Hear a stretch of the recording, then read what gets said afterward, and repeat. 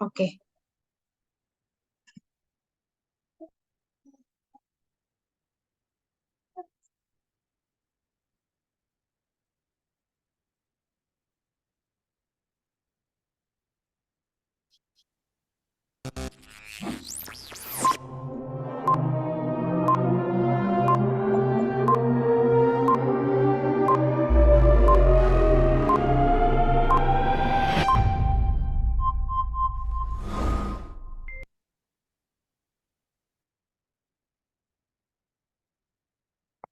Assalamualaikum warahmatullahi wabarakatuh.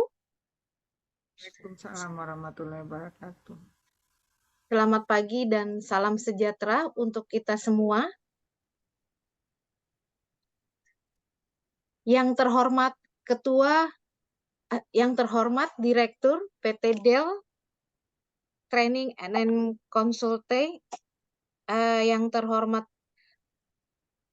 Pak Endi Suyatno, Eskep Mkep CIPP Fiskua, dan yang saya hormati para peserta seminar kupas tuntas PT Dell pada pagi hari ini.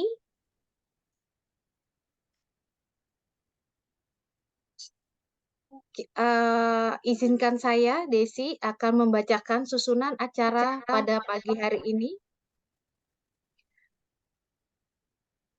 Yang pertama yaitu pembukaan, kedua menyanyikan Indonesia Raya, ketiga sambutan dan pembukaan Direktur PT Dell, keempat yaitu kupas tuntas implementasi sterilisasi di Pasienkes, materi yang akan kita kupas pada pagi hari ini sampai siang nanti, yang akan dimoderatori oleh Bapak Endi Suyatno.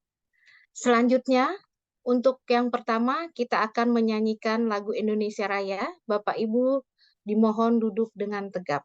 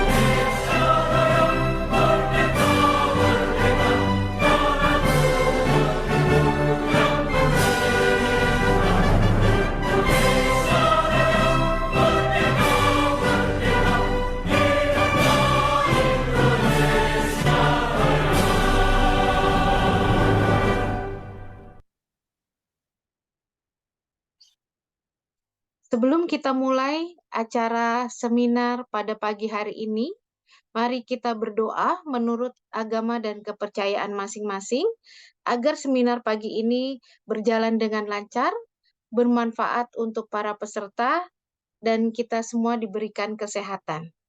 Berdoa dimulai.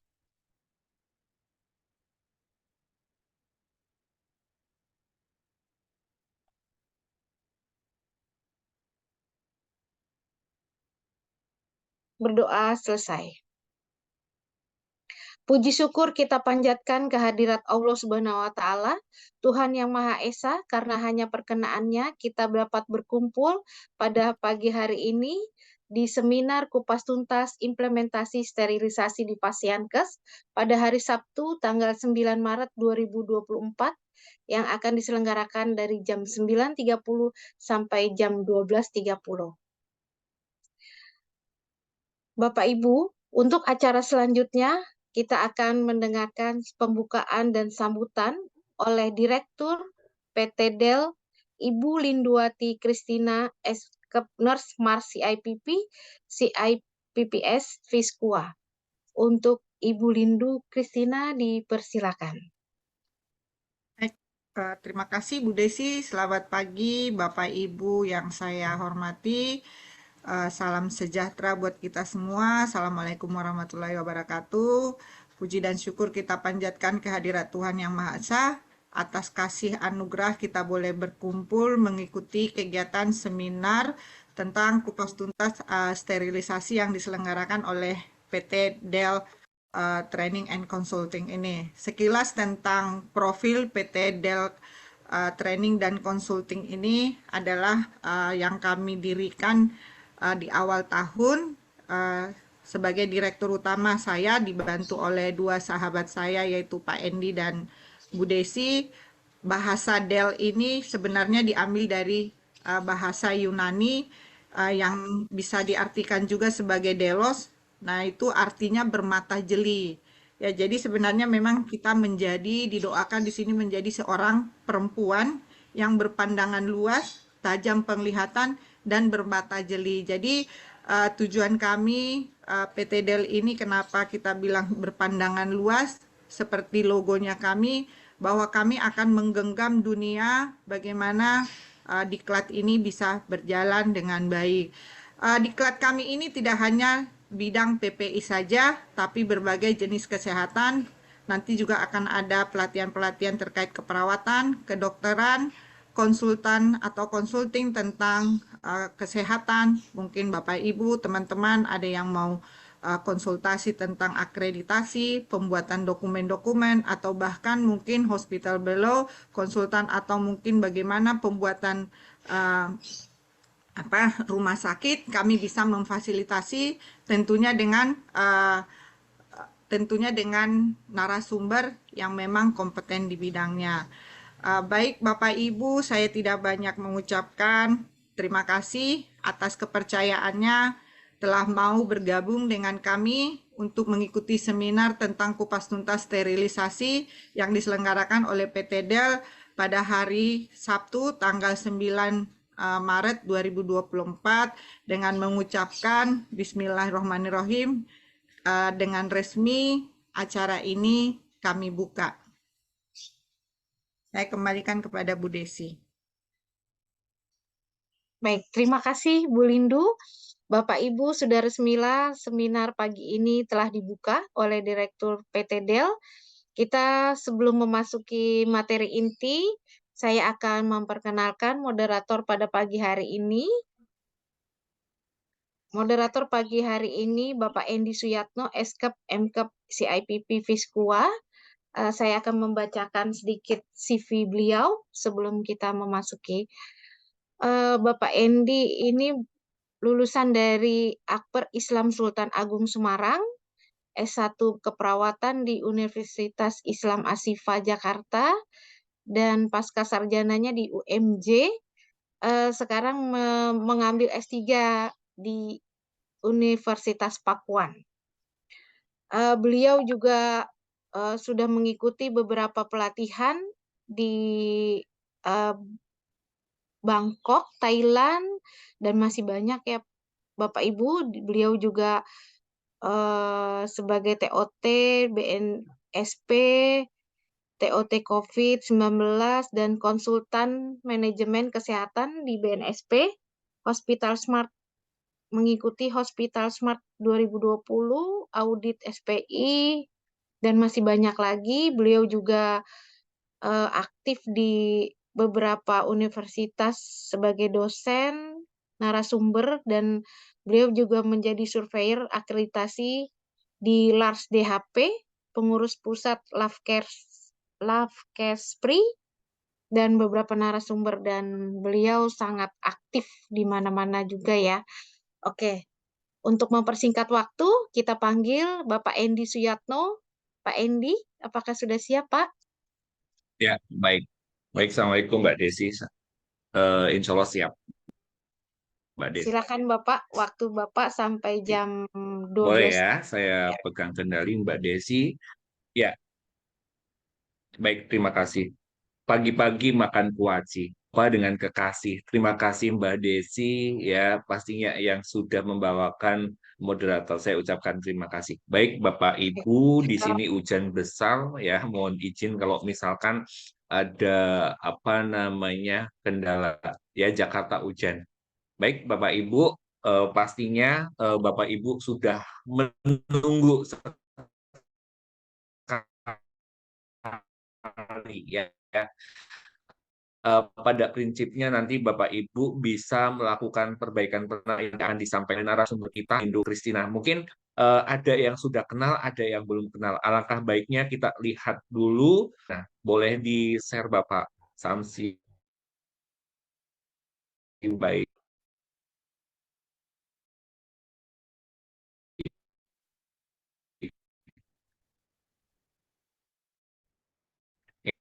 Ya, jadi Ibu Lindu ini adalah sebagai penggagas juga, ya. Mungkin bisa dilihatkan pelatihan-pelatihan beliau, Pak Samsi, ada.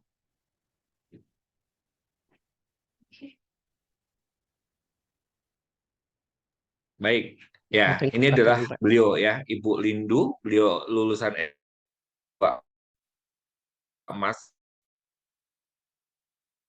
eh, eh, 2021, ya. Terus S1 keperawatannya beliau juga perawat klinik, ya. Ada juga ketua tim, ya. Beliau sangat banyak, dan riwayat-riwayat pelatihannya juga saya rasa sudah mumpuni ya, sebagai dan juga sudah MOT, ya. Cara satu, saya persilahkan Bu Lindu untuk memberikan materi tentang implementasi sterilisasi di Fasiankes, ya. Monggo Bu Lindu, kupas tuntas ya. Ibu-ibu, Bapak-ibu, silakan bertanya nanti sebanyak mungkin. Monggo Bu Lindu, waktunya. Ya, terima kasih Pak Endi. Mungkin sinyal ya, karena memang hujan, pagi-pagi hujan. Seperti yang dikenalkan Pak Edi, mungkin udah di sini banyak juga yang sudah mengenal saya. Kita akan mempersingkat waktu, saya akan sharing sebenarnya kita sharing ya, lebih tepatnya kita sharing di sini tentang sterilisasi, karena memang masih banyak teman-teman yang masih bertanya bagaimana sterilisasi di rumah sakit yang harus dilakukan atau di Fasiankes. Saya akan share.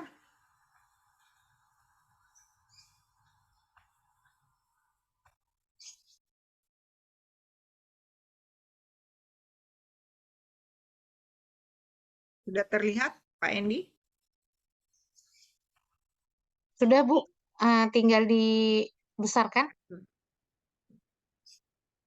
Oke, siap. Ya, terima kasih. Baik, Bapak Ibu, kita akan masuk ke topik implementasi sterilisasi di Fasiankes.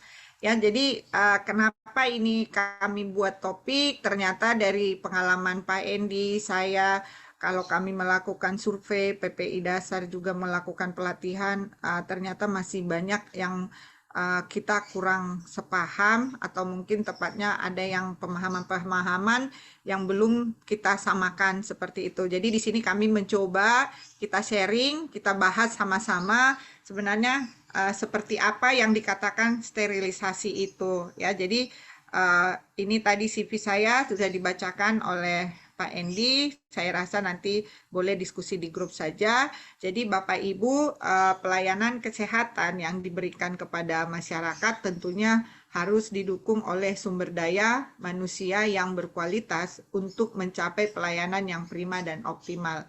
Ya, jadi sekarang kita selalu dituntut bagaimana melalui pelayanan itu mutu daripada rumah sakit kita itu harus dilakukan atau ditingkatkan, ya. Jadi kenapa sekarang sampai kita mengacu, kenapa jadi Kemenkes disebut dia mutu dan akreditasi, karena memang salah satu peningkatan mutu dengan melakukan akreditasi. Kalau tidak dilakukan akreditasi, mungkin memang kita tidak akan mengetahui adanya masalah yang perlu kita perbaiki. Jadi di sini salah satu kita harus melakukan pelayanan prima dengan melakukan ya teknik atau melalui alat yang kita pakai, bagaimana tekniknya sehingga aman buat pasien nantinya. Nah, salah satu dengan menerapkan pencegahan dan pengendalian infeksi lah pelayanan yang prima dan optimal ini yang bisa kita lakukan di rumah sakit dengan melalui pemrosesan alat dengan melakukan dekontaminasi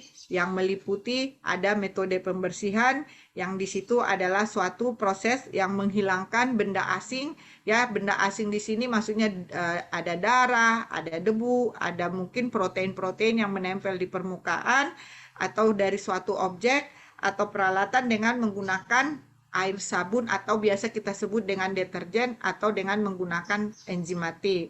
Nah, selanjutnya ada dengan cara desinfeksi. Desinfeksi di sini yang dimaksud adalah untuk menghilangkan atau memusnahkan mikroorganisme ya, termasuk di situ virus, bakteri, ya, parasit atau jamur dan sejumlah spora.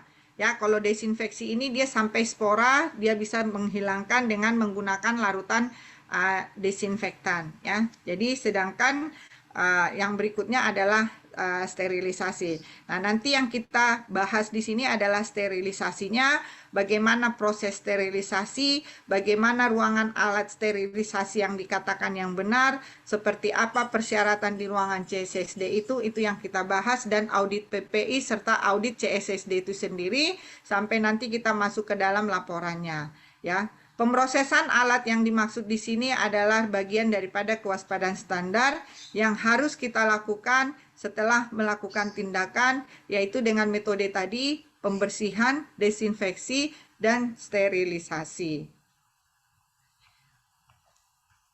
Apa itu sterilisasi? Sterilisasi adalah proses menghilangkan semua bentuk mikroorganisme yang ada pada alat medis.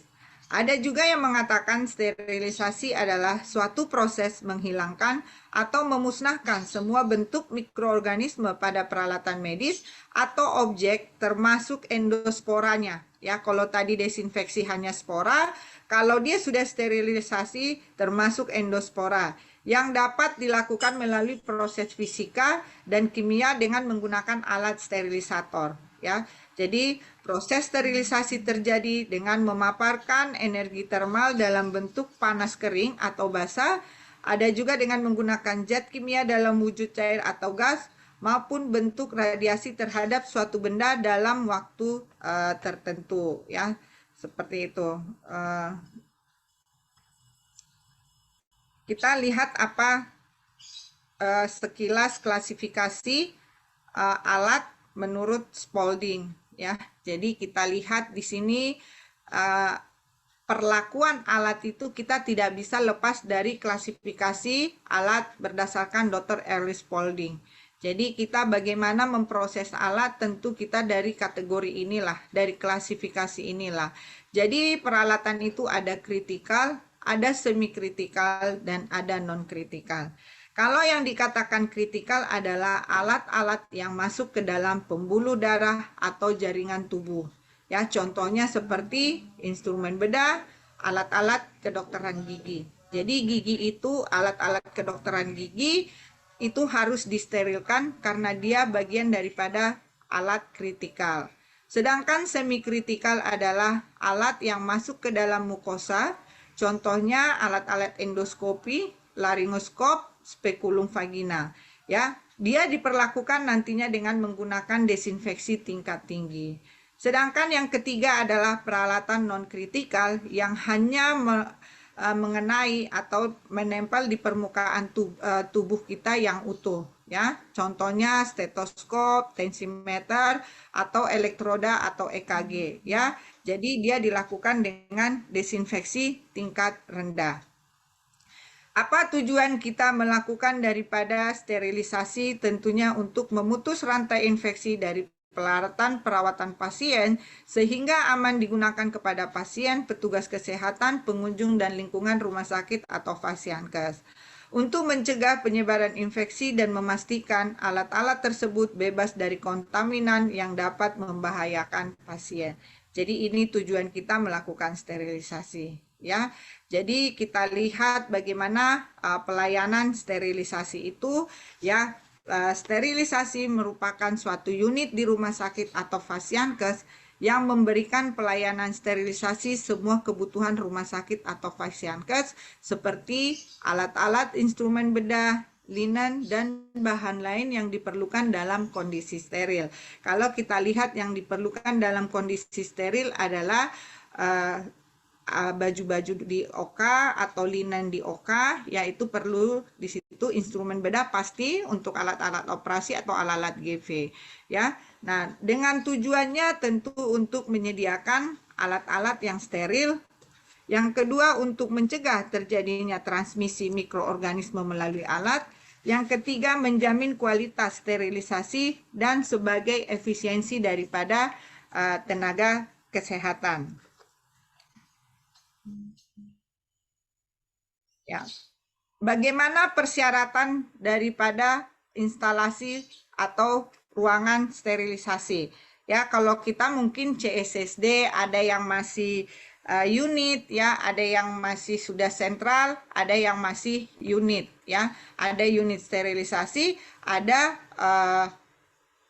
sentral dia. Jadi sudah tersentralisasi. Ada yang unit sentral, bukan unit sterilisasi, ada sentral sterilisasi. Jadi Bapak Ibu mau dia unit, mau dia sentral harus memenuhi persyaratan ruangan atau instalasi daripada ruang sterilisasi. Yang pertama kita lihat dari segi layoutnya, ya. Jadi layoutnya itu harus ada di sini ruangan kotor, ya. Di sini ada ruangan yang bersih, baru di sini ruangan yang steril, di sini adalah area tempat bekerja. Nah, ini contoh sederhananya. Jadi harus ada di ruangan CSSD atau unit steril itu ada ruangan kotor, yaitu alat-alat yang mau dilakukan dekontaminasi, pre-cleaning, cleaning, ya, sampai desinfeksi. Itu nanti kita lihat, baru nanti setelah itu dipindahkan ke ruangan yang clean untuk dilakukan pemrosesan selanjutnya, mungkin di pouches, ya, seperti itu, atau di pack, ya. Dan setelah itu dilakukan sterilisasi dan disimpan di tempat penyimpanan alat-alat steril. Nah, kalau kita lihat ada di gambar seperti ini, ya, jadi ini ada pengambilan atau pengantaran ruangan alat-alat yang masih kotor, lalu di sini ruang dekontaminasinya. Ya, di sini dia ada 3 sink, di sini untuk pencucian, perendaman, pencucian, dan pengeringan di sini. Nah, baru dia masukkan ke dalam sini ada tempat wrap atau pack. Ya, jadi untuk melakukan pouches, mereka di sini membungkus, ya, menyegel, semua dilakukan di sini. Baru setelah itu dia lakukan sterilisasi dan disimpan di sini. Jadi kita seperti ini. Jadi alurnya, ya, layoutnya itu tidak boleh ketemu, ya, yang kotor dengan yang steril. Jadi dari sini dia datang, keluarnya dari sini. Jadi ini bentuk daripada sederhana. Ini yang masih sering pertanyaan, seperti apa sih ruangan steril? Kalau memang tidak bisa membuat, mungkin bisa dengan model loket, tergantung. Ada beberapa rumah sakit memodifikasi karena memang dia tidak punya lahan, jadi mereka bikinnya loket, tapi tidak boleh ketemu loket yang kotor dengan yang bersih, yang sudah steril. Kalau dilakukan di unit, ya, kalau dilakukan dekontaminasinya di unit, walaupun sudah dilakukan dekontaminasi, tapi bagi orang CSSD atau bagi orang sterilisasi itu, mereka menganggap yang dari sana kalau belum steril itu masih dianggap yang kotor, makanya loketnya tetap dikatakan loket yang untuk penerimaan yang dirty, yang kotor gitu ya. Nah, setelah sterilisasi baru mereka anggap itu dilakukan pemrosesan sterilisasi, baru dikatakan itu steril, walaupun sudah lakukan di ruangan dekontaminasinya. Kalau nanti di ruangan tentunya harus ada SPO, ada kebijakannya, kenapa di ruangan dilakukan sterilisasi. Yang kedua harus ada bagan dan organisasinya. Ya, di situ harus ada struktur organisasi. Silahkan Bapak Ibu seperti apa kebijakan di tempat Bapak Ibu terkait dengan CSSD itu di bawah siapa. Masih ada beberapa rumah sakit yang tipe-tipe kecil bahwa CSSD-nya di bawah kamar operasi. Ya, ketuanya atau koordinatornya itu orang kamar operasi ya. Jadi di situ dia dibuat siapa ketuanya, misalnya dia di bawah direktur penunjang medik atau nanti baru kepala OK, silahkan itu disesuaikan. Jadi nggak ada yang baku mengatakan bahwa dia harus berdiri sendiri, tidak sesuai dengan kebijakan bahwa regulasinya apakah CSSD itu di bawah, ada yang masih di bawah kamar operasi untuk pengontrolan atau koordinatornya seperti itu. Nah, di sini dikatakan loket terpisah yaitu pengambilan tadi, pengambilan yang sudah steril dengan yang belum disterilkan harus terpisah. Di ruangan CSSD juga harus ada alat pelindung diri ya. Pelindung diri di sini harus diperhatikan. APD yang kita pakai di CSSD tidak perlu ada APD atau masker N95. Sarung tangannya biasanya kalau untuk pencucian kita menggunakan sarung tangan rumah tangga ya. Ruangan terpisah itu tadi harus ada ruangan kotor, ruangan bersih, ruangan steril, ruang administrasi, harus ada kamar mandinya, harus ada ruang ganti bajunya ya. Jadi dia di ruangan CSSD itu harus tersedia.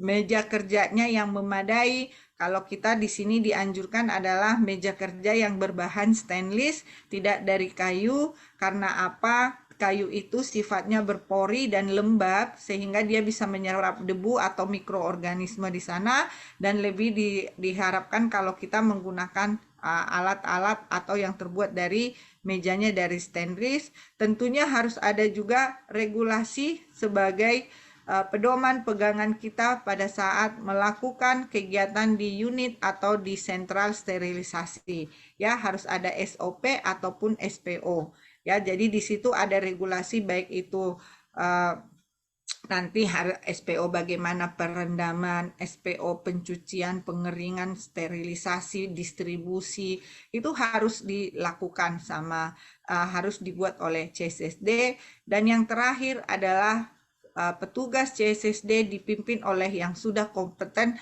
atau tersertifikasi.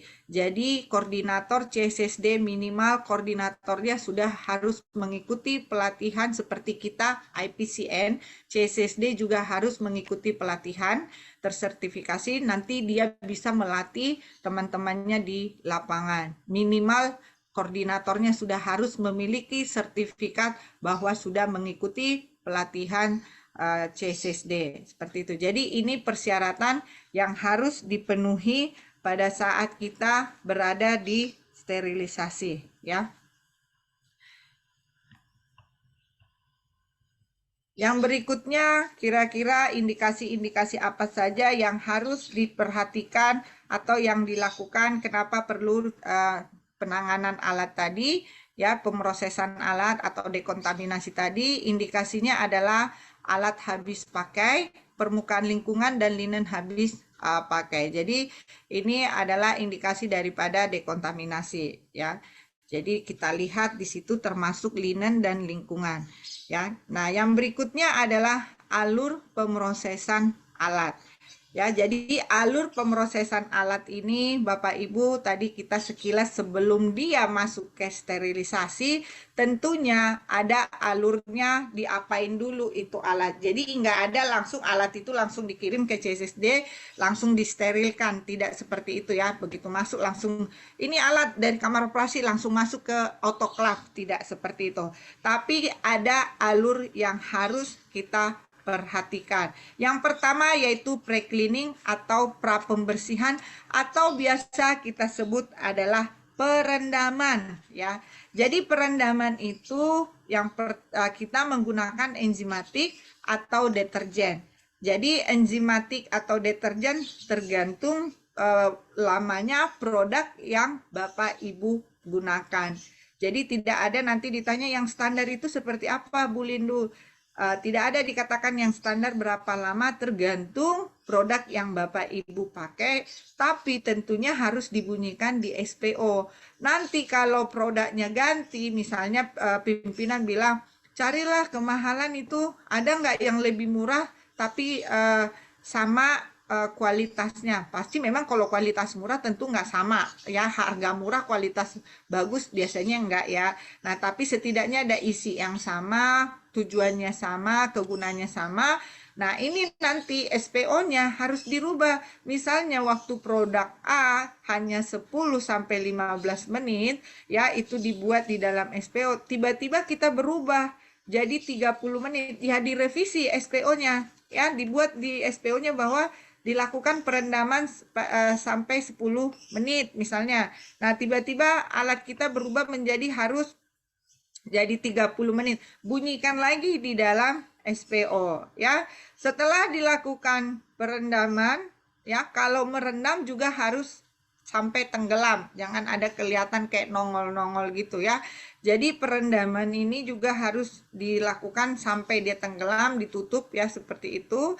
Nah, ini baru dilanjutkan dengan pembersihan ya. Nah, setelah dilakukan pembersihan atau dicuci dan dikeringkan di air mengalir, nah ini nanti ada beberapa prosesnya. Ada yang setelah dikeringkan, kalau dia alat-alat kritikal langsung dikirim ke dilakukan pemrosesan melalui sterilisasi. Ya, contohnya alat-alat kritikal tadi yang masuk ke dalam pembuluh darah atau jaringan tubuh. Nah, yang berikutnya ada setelah dicuci dikeringkan dilakukan DTT, didesinfeksi lagi dengan menggunakan larutan desinfektan. Silahkan Bapak Ibu menggunakan apa? Ada larutan glutaraldehyde, ada menggunakan hidrogen peroksida. Silahkan pakai yang mana ya. Nah, jadi kalau di DTT ini, di desinfeksi ini ada 3 tingkatannya yang harus kita lihat. Ada desinfeksi tingkat tinggi, ada desinfeksi tingkat sedang, ada desinfeksi tingkat rendah ya. Kalau yang dikatakan desinfeksi tingkat tinggi biasanya kita yang mengenai ke dalam mukosa. Nah, nanti kalau kita lihat lagi yang sering kita lakukan adalah DTT dan DTR ya. Jadi yang sering adalah desinfeksi menggunakan cairan desinfektan, desinfeksi tingkat tinggi, dan yang non-kritikal itu yang sering kita lakukan. Nah, desinfeksi tingkat tinggi ini biasanya ada dengan menggunakan larutan kimiawi, yaitu nanti setelah itu dibersihkan dengan air steril atau dan dikering. Air steril kadang kita menggunakan air yang dimurnikan atau RO ya. Setelah itu dikeringkan baru nanti di pouch lagi. Jadi ini alur daripada pemrosesan alat. Jadi setelah dibersihkan ada yang disteril, ada yang didesinfeksi. Ya, seperti itu. Nah, ini silahkan Bapak Ibu nanti dibuat mau seperti ini SPO-nya. Silahkan ini kita sama-sama belajar ya. Jadi selama ini kami hanya DTT, tidak pernah melakukan DTS, yang nggak usah disebutkan nanti di dalam pedoman. Jadi alurnya seperti ini, dari pre-cleaning, cleaning, desinfeksi dan sterilisasi ya. Jadi dari cleaning itu nanti dibagi 2, dia ke desinfeksi atau ke sterilisasi, itu kata kuncinya ya. Nah, selanjutnya setelah kita lakukan tadi kan sudah dikeringkan, maka kita akan buat pengemasan ya. Jadi pengemasan di sini adalah kegiatan pra-sterilisasi untuk menjaga keamanan efektivitas alat-alat medis pada saat digunakan untuk perawatan pasien ya. Jadi kita lihat di situ yang pertama nih ada yang menggunakan kertas ya, setelah di-pack seperti itu masuk ke dalam pouches ya. Ada yang dibungkus dengan kertas, ada yang bungkus dengan linen. Nah, ini kita lihat nanti ya satu-satu seperti apa pengemasannya. Apa tujuan daripada pengemasan? Tentunya adalah sebagai proses sterilisasi untuk membungkus peralatan medis yang akan disterilkan baik dan benar, sehingga sterilisasi peralatan medis tersebut dapat dipertahankan sampai waktu penggunaan. Ya, sampai waktu penggunaan di sini sampai waktu expire-nya. Nah, untuk expire-nya ini Bapak Ibu silahkan seperti apa regulasinya. Tentunya untuk yang expire daripada alat itu adalah sesuai dengan biasanya sudah melakukan uji mikrobiologi terhadap alat tersebut. Apakah 1 bulan, 3 bulan, atau bahkan 6 bulan. Biasanya yang 1 bulan itu adalah alat-alat yang sering digunakan. Dia biasanya dilakukan cuman sebulan dia untuk expire-nya.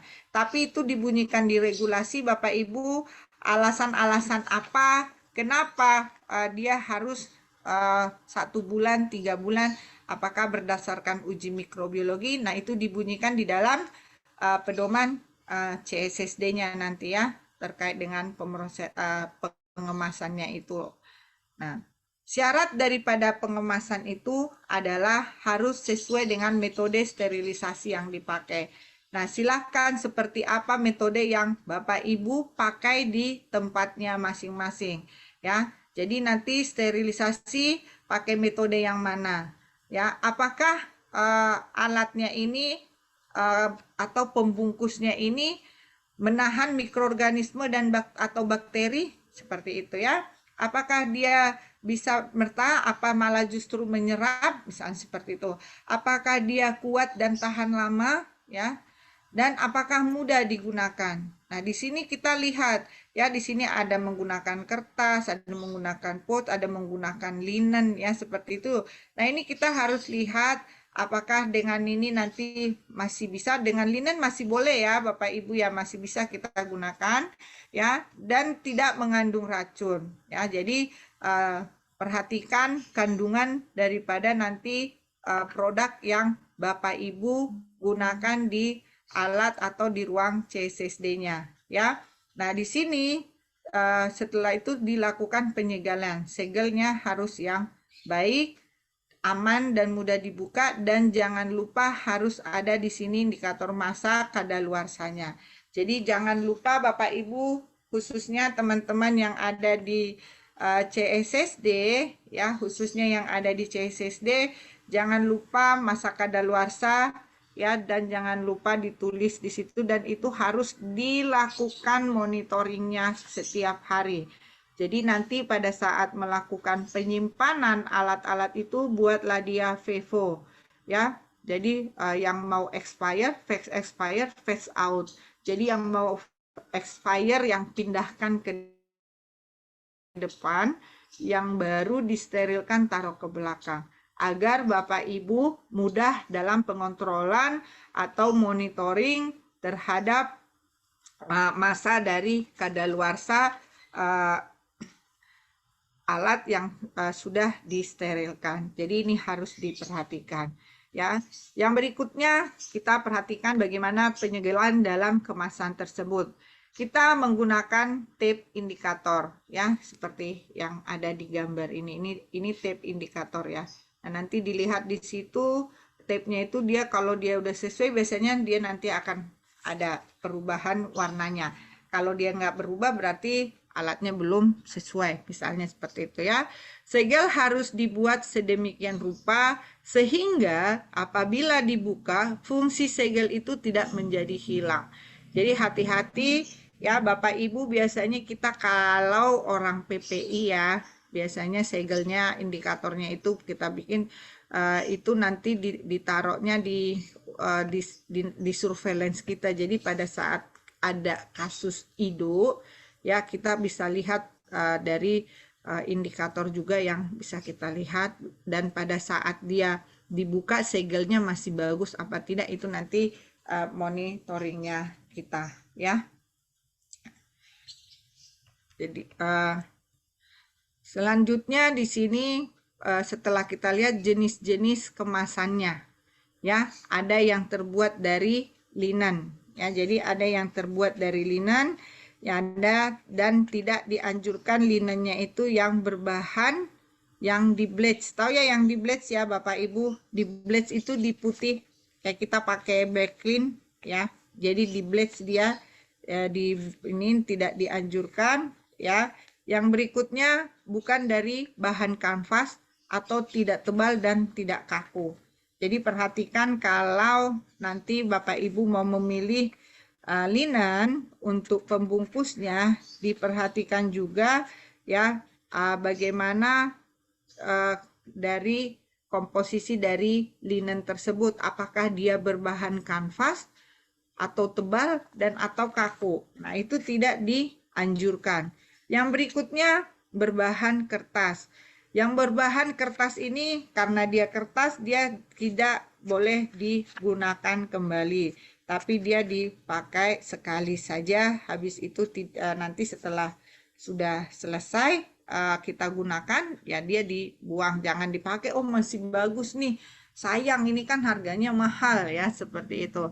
Tidak. Jadi selesai bungkus kita langsung nanti dibuang ya. Yang berikutnya kertasnya itu harus bersifat tidak menyerap air ya, atau tidak mengabsorpsi air, atau bersifat menolak. Jadi kalau dibilang waterproof gitu kan, jadi dia tidak menyerap air dia misalnya ya, dan harus bebas dari materi toksit. Dari mana nanti kita tahu bahwa ini adalah anti air misalnya ya, tahan dia kedap air, tidak menyerap air atau tidak menyerap air, dan dia tidak bersifat toksit? Tentunya dibaca nanti MSDS daripada kertas atau bahan yang kita gunakan ini. Yang berikutnya ada dari bahan plastik film seperti ini. Ini yang sering kita pakai saat ini ya. Biasanya yang kalau pakai seperti ini yang dia kecil-kecil jarang ya. Yang sering kita pakai sekarang adalah yang model plastik film ya. Dia tidak menyerap air, bahkan sampai cairan atau uap pun dia tidak bisa ya, dan tidak bisa, cuman kelemahannya dia tidak bisa digunakan untuk yang sterilisasi uap. Dia dapatnya yang kering, dikombinasikan dengan kertas pada salah satu sisinya. Nah, ini yang film ini dia plastik, di bawahnya kertas kan, seperti yang Bapak Ibu gunakan. Rata-rata kita menggunakan ini semua ya, dan salah satu sisinya itu yang bilang kertas atau strap pouches namanya. Dan dia kalau misalnya kita mau menggunakan uap, biasanya kita pakai yang ini ya, dia bisa masuk ke mesin uap. Dan yang terakhir adalah kombinasi plastik film dan kertas. Ini dia paper plastic pouch dia ya, tapi masih ya beberapa instrumen bedah ya yang besar-besar, mereka masih menggunakan linen. Misalnya kalau dia ortopedi kan, ortopedi ada di situ bor kayak gajinya dia itu. Nah, itu mereka besar satu itu biasanya mereka ada yang masih pakai kain atau pakai yang kertas seperti ini. Tidak masalah, tetap seperti ada nanti segelnya, ada indikatornya ya. Nah, ini untuk jenis-jenis pengepakan. Nah, bagaimana dengan proses sterilisasi? Tadi sudah kita lihat sterilisasi itu harus seperti apa, syarat-syarat ruang sterilisasi seperti apa, bagaimana cara pemrosesan alatnya ya. Setelah itu dikemas, setelah dikemas tentu dilakukan proses sterilisasi. Nah, sterilisasi ini seperti apa? Adalah proses yang terjadi dengan memaparkan energi termal dalam bentuk panas, kering atau basah ya, zat kimia dalam wujud cair atau gas, maupun berbentuk radiasi terhadap suatu benda dalam tertentu. Dan di sini kembali lagi, steril adalah keadaan kondisi bebas dari semua mikroorganisme termasuk spora atau endospora ya, kalau sterilisasi endospora ya. Nah, Kriteria daripada sterilisasi ini, Bapak Ibu harus kita perhatikan kriteria-kriterianya. Dia harus daya bunuh yang kuat, terhadap mikroorganisme. Bagaimana daya daripada penetrasi daripada si alat tersebut, ya, kita harus perhatikan juga bagaimana daripada apakah dia aman, ya, atau jangan-jangan dia ada mengandung racun. Jadi kita harus perhatikan aman dan tidak toksik dan bisa masuk semua indikator. Ini yang kita harus perhatikan, ya. Jadi kalau kita di rumah sakit kita lebih bagus lagi kalau kita sudah menggunakannya yang bisa untuk semua indikator. Jangan hanya dia nggak bisa yang uap, dia hanya bisa yang kering. Nah, ini nanti akan cost-nya akan lebih tinggi, ya. Nah, dan prosesnya cepat, ya. Jadi ini contoh harus bagaimana yang dikatakan sterilisasi yang baik dan benar, ya. Nah, ini bagaimana metode daripada sterilisasi itu. Metode dari sterilisasi ada menggunakan suhu tinggi, ya. Suhu tinggi ini yang sering kita pakai di rumah sakit. Ada dia menggunakan sterilisasi uap atau steam head. Ini biasanya yang steam head, ya. Yang kita kalau dia kalau nanti kayak apa? Kayak ibu-ibu rumah tangga apa sih? Presto, ya, kayak presto gitu. Nah, nanti kalau dia sudah selesai dia bunyi kayak gitu dia, ya. Ada juga dia biasanya kita melakukan sterilisasi uap ini, ya. Dia ada menggunakan suhu. Biasanya dia kalau untuk uap 121 derajat Celcius atau 250 derajat Fahrenheit, waktunya biasanya 20 sampai 30 menit, ya. Jadi ada juga dia bisa kalau yang suhunya lebih dari 121, ya, dia bisa cukup selama 4 menit saja, ya. Nah, biasanya alat-alat yang kita lakukan sterilisasi uap ini adalah untuk peralatan yang tahan panas dan uap. Ya, yang berikutnya adalah sterilisasi, ya, panas kering atau dry heat, ya. Jadi kita lihat di situ panas ini yang dry heat biasanya dia suhunya lebih tinggi. Lebih tinggi lagi dia ada 180 derajat Celcius. Nah, ini dia kalau 180 derajat Celcius dia 30 menit dia disterilkan, ya. Kalau dia kurang dari 180 derajat, ada yang dia 60 menit, ya, di bawahnya lagi bisa 120 menit. Jadi lebih lama dia, ya. Dia untuk yang dry heat ini biasanya dia penggunaannya dengan yang ada bahan-bahan, ada minyak, ada serbuk halus, kaca, gelas, dan benda tajam. Dia biasanya menggunakan dry heat untuk sterilisasinya, ya. Yang berikutnya adalah suhu rendah, ya. Suhu rendah yang biasa kita sebut dia ethyl oxide, ya. Ada hidrogen peroxide atau plasma sterilisasi biasa, dan ada menggunakan formaldehid atau formalin. Ya, biasanya sudah jarang, ya, kita menggunakan formalin untuk sterilisasi, paling kalau untuk jaringan saja, ya, kalau yang mau dilakukan pemeriksaan, ya. Ethyl oxide ini biasanya dia tidak berwarna, ya, tidak berbau dan mudah terbakar dia biasanya, ya. Jadi ini biasanya digunakan untuk alat-alat yang sensitif terhadap panas dan uap, ya. Suhunya namanya dia suhu rendah, ya. Dia paling tinggi antara 37 sampai 55 derajat. Ya, jadi dia kita harus perhatikan, ya, namanya suhu rendah atau cukup biasa. Dia kalau dia menggunakan plasma ini memang lebih mahal, ya. Makanya kadang orang kalau dia daripada menyediakan itu mendingan dilakukan DTT seperti itu, ya. Yang berikutnya adalah sterilisasi dengan cairan kimia, Ya, kita ada dengan paracetic acid, ada juga dengan glutaraldehyde atau glutaldehyde, hidrogen peroxide. Inilah yang biasa kita sebut dengan DTT, ya, cairan DTT. Nah, cairan DTT ini juga tergantung produk-produk yang Bapak Ibu gunakan.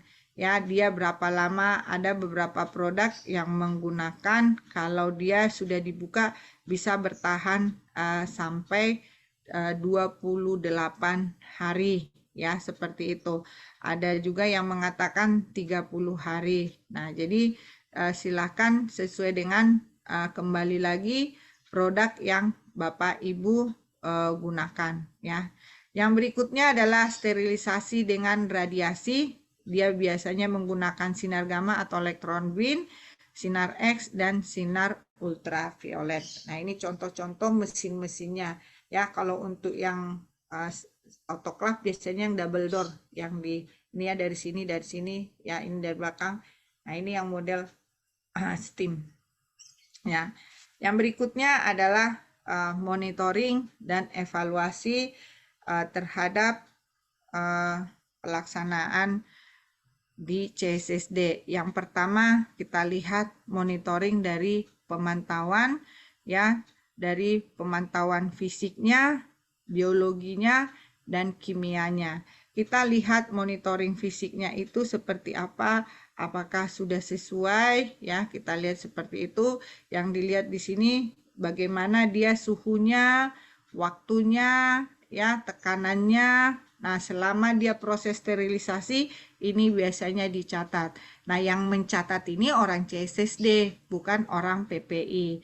Karena ini adalah nanti untuk menilai apakah alatnya itu sudah sesuai, ya. Nah, nanti jadi kalau dilihat tekanannya benar enggak, ya, suhunya benar enggak, waktunya benar enggak, ya, pada saat siklus pertama dia dilakukan sterilisasinya. Ya, jadi ini yang harus dilakukan monitoring dan evaluasi terhadap fisik. Yang berikutnya adalah monitoring terhadap indikator biologi. Bagaimana daripada pemantauannya, bagaimana dari proses penilaiannya, ya. Jadi ini kita lihat bagaimana sistemnya, ada enggak dia menahan perubahannya seperti apa pada saat dilakukan atau ditempel ini indikatornya ini, ada terjadi perubahan tidak, atau malah tidak ada yang berubah sama sekali. Nah, ini kita lakukan monitoring di situ.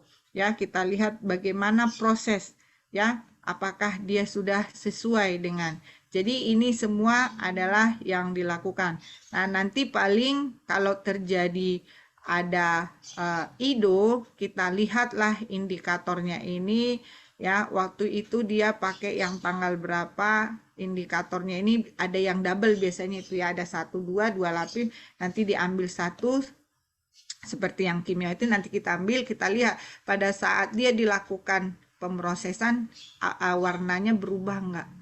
Berarti kalau dia sesuai berarti alatnya tidak ada masalah, baru kita cari lagi nanti, ya. Makanya kita yang diambil untuk di surveillance, untuk di status itu, kami kalau di tempat kami itu yang untuk indikatornya diambil satu seperti yang ini, ya, ini kan ada 2, itu nanti saat dibuka segel daripada si alat instrumen itu nanti petugas kamar operasi menempelnya di status. Dan kami memang formulir surveillance kami ada yang masuk ke status dan itu nanti akan ditempel di sana.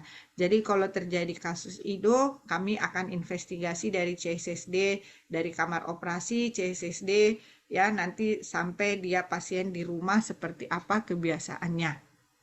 Ya, ini kita lihat kalau terjadi kasus-kasus, ya. Dan yang berikutnya adalah bagaimana monitoring evaluasi terhadap pemantauan dan proses penilaian untuk kimianya. Sama seperti tadi, bagaimana suhunya waktu itu, bagaimana waktu steamnya atau steamnya bagus atau tidak, tekanannya bagaimana.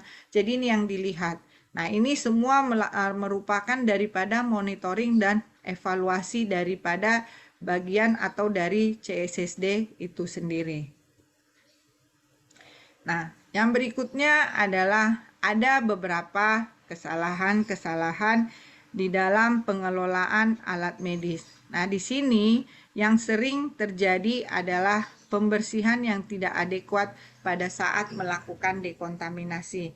Apalagi dia bukan CSSD, masih unit. Jadi unit yang melakukan pembersihan. Nah, di sini biasanya lah yang kurang daripada monitoring petugas CSSD dan PPI terhadap bagaimana saat mereka melakukan dekontaminasi di ruangan, ya, atau pada saat juga di CSSD. Apakah mereka sudah melakukan sesuai dengan alur tadi, dilakukan pre-cleaning atau pra pembersihan dulu, setelah itu dilakukan pencucian, ya, pembersihan, baru dikeringkan, lalu nanti apakah dia didesinfeksi atau disterilisasi. Nah, ini yang berikutnya, konsentrasi larutan desinfektan tidak tepat. Nah, ini perlu Bapak Ibu dibaca. Kalau kita melihat membeli suatu produk, kita harus benar-benar baca berapa lama, berapa perbandingannya, ini harus kita perhatikan.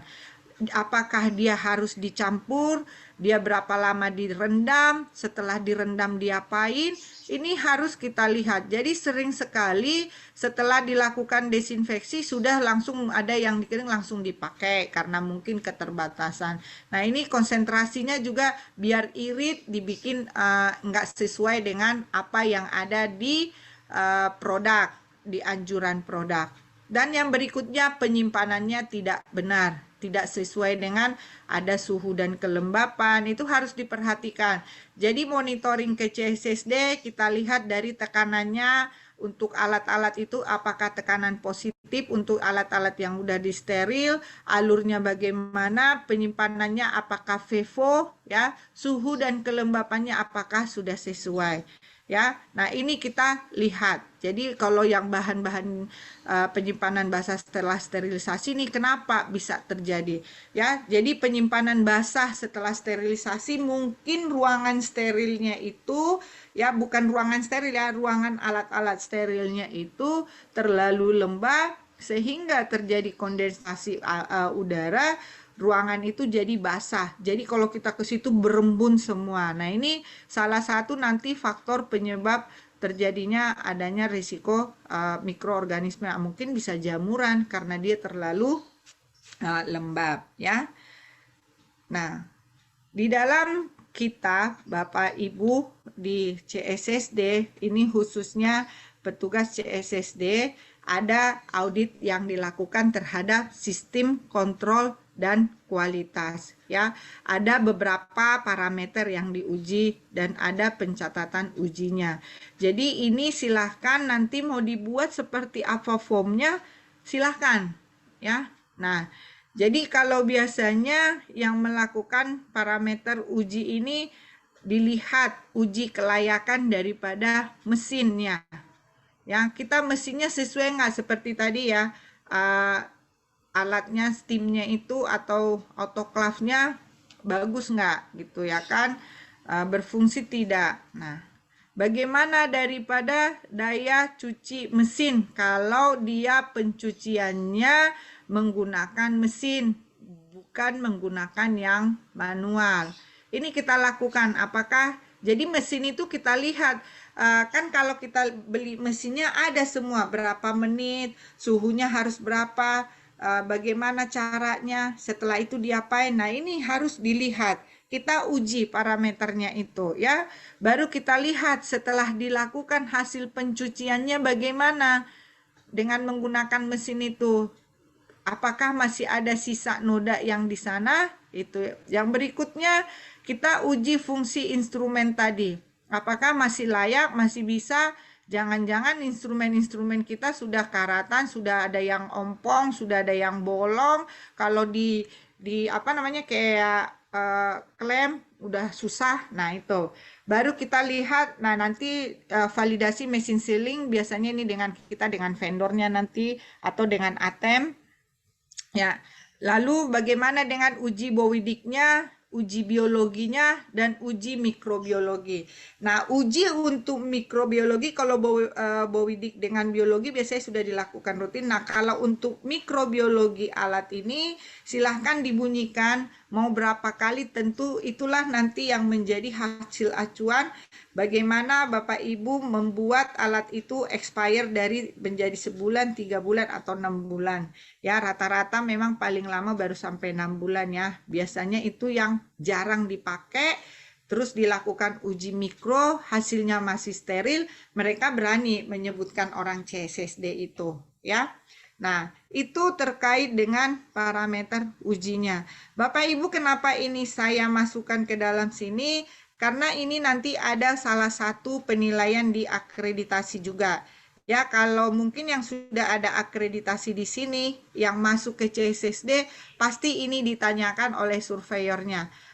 Coba lihat uji kelayakan, nanti dilihat misalnya dengan sertifikat kalibrasi seperti itu. Ya, jadi nanti ini memang sengaja kami masukkan biar ada, karena rata-rata di sini adalah teman-teman para CSSD ya.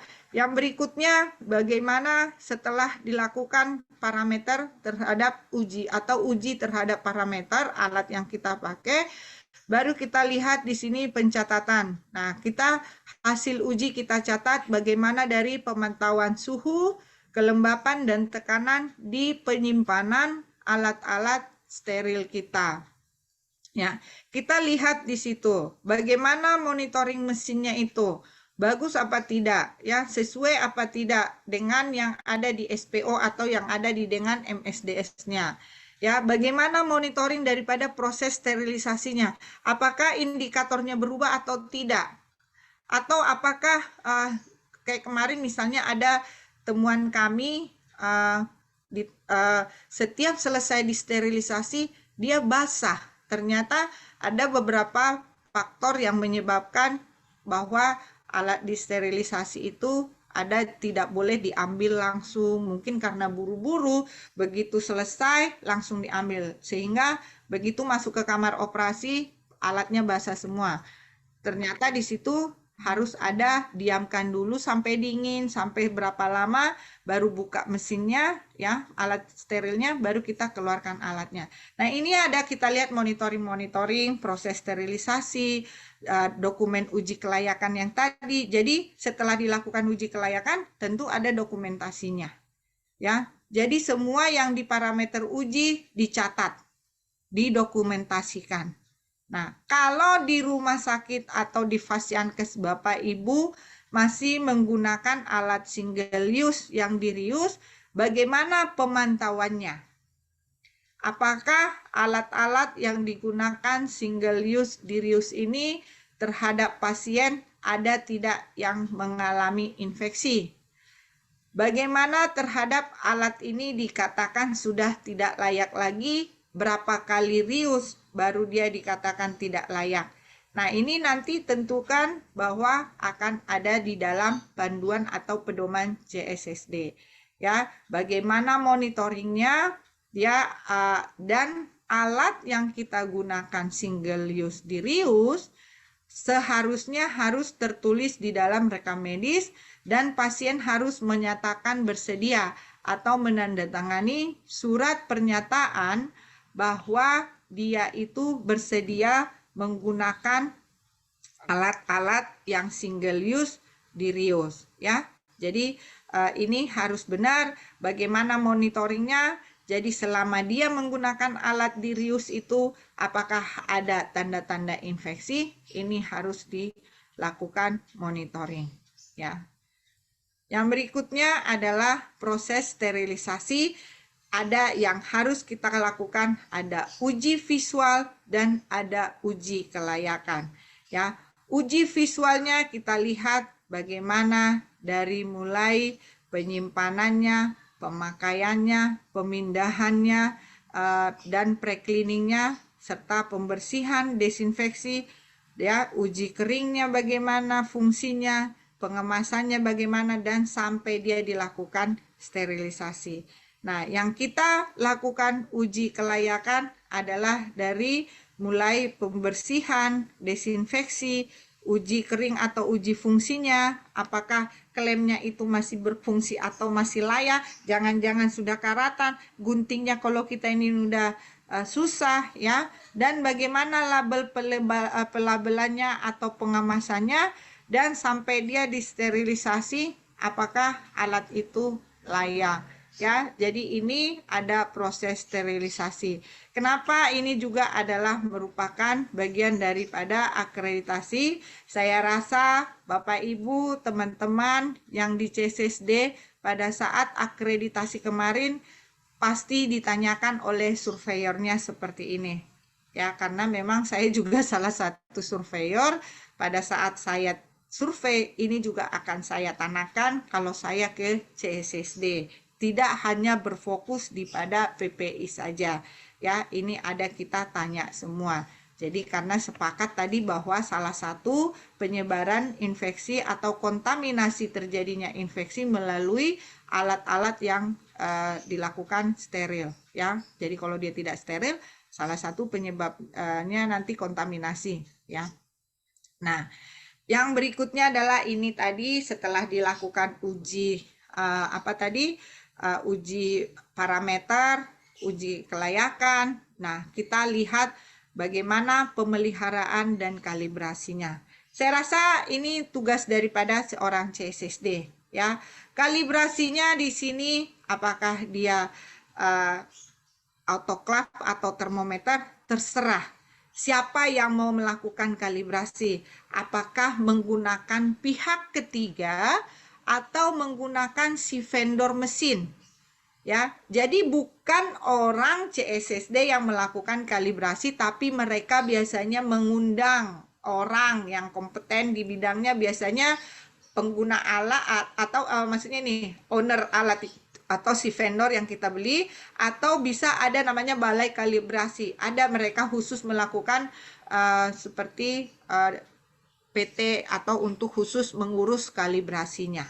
Ya, nanti mereka lihat di situ bagaimana safety daripada instrumen tersebut. Ya, nah nanti dilihat, kita pastikan setelah dilakukan kalibrasi, Bapak Ibu, jangan setelah selesai kalibrasi ada sertifikat kalibrasi, lolos akreditasi, ditunjukkan kalibrasinya, tidak dilakukan lagi bagaimana instrumen itu agar layak lagi, agar dia baik, agar dia safety.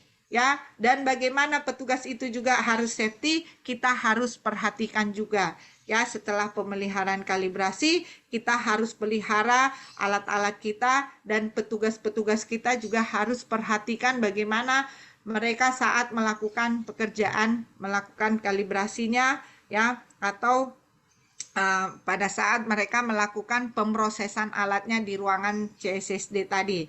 Ya, perhatikan, pastikan semua tahapan proses sudah sesuai dengan standar. Ya, pastikan semua peralatan yang disimpan tidak kadaluarsa, dan pastikan tidak terdapat sisa sterilan pada peralatan. Jadi kita lihat ya. Yang berikutnya, bagaimana dengan petugas agar dia safety, agar dia selamat, agar dia baik dalam bekerja, agar dia aman dalam bekerja. Tentu dia harus lihat bagaimana arah evakuasinya, bagaimana penggunaan APAR, apakah sudah dilakukan simulasi kalau terjadi kebakaran, apakah pengelolaan B3-nya seperti apa, ada tidak di sana eye washer-nya, kalau limbahnya kemana, limbah cairannya itu apakah langsung ke IPAL, bagaimana sarana kebersihan tangan, cuci tangan di sana, APD-nya lengkap apa tidak, dan bagaimana penataan 5R-nya atau perangkat kerja di sana. Jadi setelah kalibrasi kita pelihara, kita juga memelihara alat-alat kita dan memelihara petugas-petugas kita agar aman untuk digunakan, dan petugas kita aman dalam bekerja. Bukan petugasnya aman digunakan ya, tapi aman dalam bekerja ya, dan alat yang kita gunakan pun aman. Jadi ini adalah bagian daripada tanggung jawab orang CSSD, dan nanti PPI di sini hanya sebagai monitoring, melakukan monitoring evaluasi terhadap pelaksanaan PPI di CSSD. Untuk terkait daripada kalibrasi tadi, uji parameter, uji layak, itu semua biasanya dilakukan oleh orang-orang CSSD. Nah, di sini punyanya PPI adalah melakukan monitoring di instalasi CSSD atau di unit sterilisasi. Kita dari PPI melihat bagaimana alur di sana, bagaimana pengemasan dan labelingnya, bagaimana sterilisatornya, bagaimana tempat penyimpanan alatnya, pendistribusiannya, fasilitas lain, dan kebersihannya. Jadi kita ini lakukan, ini namanya form monitoring. Bapak Ibu, ini adalah form monitoring yang kami lakukan di tempat kami. Kita sharing saja, dan inilah yang akan kami jadikan buat laporan kami kepada komite PPI. Jadi dari ini monitoring, ini beda dengan audit. Ini adalah monitoring yang kami lakukan kalau kami pergi ke CSSD, ya. Ini nanti mengetahui ketua komite PPI, dan yang melaporkan adalah IPCN-nya, ya. Dan ini adalah audit PPI di CSSD. Jadi kami beda form audit karena kami mau lihat kepatuhan. Kalau monitoring itu kami lihat bagaimana proses mereka selama di CSSD, ya. Jadi auditnya di sini adalah bagaimana petugas melakukan kebersihan tangan apa tidak, ya, ada fasilitasnya apa tidak, menggunakan APD apa tidak sesuainya. Jangan karena COVID kemarin di CSSD pun pakai N95, ya. Apakah melakukan pemrosesan alatnya atau dekontaminasi alatnya sesuai dengan klasifikasi kritikal, semi kritikal, dan non kritikal, ya. Bagaimana dia setelah dipakai, ya, pemrosesan pada linen, bagaimana air bersihnya cukup apa tidak, ruangannya bagaimana ventilasinya, suhu dan kelembapannya, ada limbahnya langsung ke IFAL, ada kamar mandinya, ada toiletnya, ya, pintu penerimaan masuk. Jadi hampir sama dengan monitoring, tapi kami yang kami audit di sini terkait dengan kepatuhan terhadap pelaksanaan PPI, ada limbah, ada lingkungan yang kewaspadaan standar tadi. Ya, jadi di sini nanti kita lakukan, di sini siapa yang melakukan audit, tentunya IPCN. Nah, untuk pelaporannya, kalau audit Bapak Ibu seperti biasa kita masukkan ke dalam laporan, ya, bulanan, triwulan, dan tahunan. Untuk melihat patuh nanti masukkan dalam Excel, tarik grafik berapa persen kepatuhan terhadap pelaksanaan kewaspadaan standar di sana. Dan yang pelaporan adalah laporan monitoring dan evaluasi atau supervisi unit pada TW1 2024. Nah, ini kita lihat bagaimana di CSSD temuannya, perbaikan ruangan, mungkin ruangannya udah banyak bolong atau banyak berjamur. Kan nggak boleh di CSSD itu atap-atap itu ada jamur, alurnya bagaimana, suhu ruangannya bagaimana. Nah, ini kita buat seharusnya seperti apa, strateginya bagaimana, target pencapaiannya, penanggung jawabnya siapa. Nah, ini nanti laporan yang membuat IPCN, dan yang mengetahui adalah ketua PPI. Jadi Bapak Ibu, sebagai kesimpulan, salah satu upaya pencegahan HAIS adalah melakukan pemrosesan alat, yaitu dengan cara sterilisasi. Monitoring fisik indikator biologi dan kimia adalah alat bantu yang berguna yang dapat digunakan untuk menilai efektivitas daripada sterilisasi dan digunakan sebagai bagian daripada program pengujian proses validasi sterilisasi. Agar mutu sterilisasi dapat terjamin, maka perlu dilakukan monitoring, audit, serta evaluasi dan dibuat laporan. Ini ada referensi, silakan Bapak Ibu nanti bisa dibaca-baca. Terima kasih. Ini yang bisa saya sharing. Saya kembalikan kepada moderator. Baik, terima kasih Bu Lindu, luar biasa sekali ya. Jadi tadi sudah dipaparkan sama Bu Lindu Kristina ya bahwa secara teorinya kenapa harus pengelolaan CSSD atau implementasi CSSD itu harus benar-benar ya harus tepat dan benar ya. Terus di situ juga tadi bagaimana layoutnya, sarana prasaranya, sarananya, terus bagaimana kita melakukan penilaian tentang sterilisasi, mungkin terhadap alat. Beberapa uji juga tadi sudah dipaparkan oleh Bu Lindu. Jadi di situ benar-benar dikumpas tuntas ya. Terus ada juga bagaimana tadi melakukan monitoring dan auditnya, dan juga tadi dikatakan membuat pelaporannya ya. Memang hanya sekilas ya, tapi mungkin Bapak Ibu bisa menanyakan pada Bu Lindu. Jadi ini sudah ada yang raise hand dan juga ada yang apa namanya melalui chat room ya. Saya rasa saya harus ke yang raise hand dulu. Saya rasa ke Bu Marfaiza ya dari RSUD mana nih Bu? Monggo. Mungkin ada yang mau ditanyakan sama Bu Marfaiza, langsung saja dulu. Kami persilakan Bu. Halo? Bu Marfaiza, minta tolong Pak Samsi ya, baik. Silakan Bu. Baik, Bu Marfaiza, ya silakan. baik, Bu. Assalamualaikum. Waalaikumsalam warahmatullahi wabarakatuh. Waalaikumsalam. Selamat pagi. Saya dari Rumah Sakit Abdullah Syafii Bernun ingin bertanya bagaimana kalau penyiraman alatnya menggunakan klorin apa bagaimana Pak? Baik, Ya, mungkin Bu Lindu udah jelas ya bagaimana kalau misalkan perendamannya itu menggunakan klorin. Bu Lindu mungkin bisa dijelaskan sama Bu Lindu. Kami persilakan Bu. baik, terima kasih Bu Marfaiza. Sekarang untuk perendaman klorin itu tidak dianjurkan lagi karena dia sifatnya merusak alat. Jadi kita merendamnya pakai deterjen dulu, ya. Kalau memang tidak bisa dengan enzimatik yang ada produk dijual, ya kita bisa menggunakan deterjen cair dan nanti menggunakan larutan desinfektan yang sifatnya Ibu, kenapa tidak dianjurkan menggunakan klorin?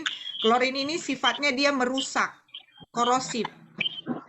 Nanti barang-barang Ibu cepat karatan. Jadi klorin itu tidak dianjurkan lagi karena memang dia merusak alat ya. Nah, jadi nggak ada lagi kita, kalaupun ada kandungan hipokloritnya atau klorin itu paling dia kecil. Nah, kalau Ibu mau menggunakan larutan klorin berarti harus diencerkan seperti yang dulu ya. 1:10. Jadi dia nanti 0,05. Tapi menggunakan itu juga banyak alat yang sudah karatan seperti itu. Jadi sebenarnya kalau menggunakan klorin ya harus dilakukan pengencerannya dengan 1:10 jadi 0,05 itu seperti itu sih Bu. Coba Ibu, apakah alat-alat Ibu dengan menggunakan klorin masih bagus apa tidak?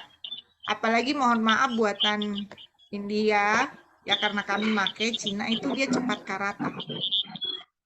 Jadi kita nggak menggunakan klorin lagi. Kalau dulu memang kita mengencerkan 1 liter klorin, 9 liter air jadi 1:9 itu 0,05. Ya, tapi alat banyak yang rusak.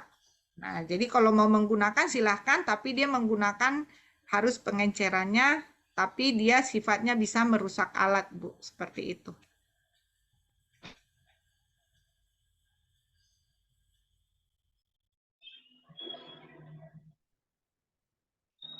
Mungkin bisa membantu.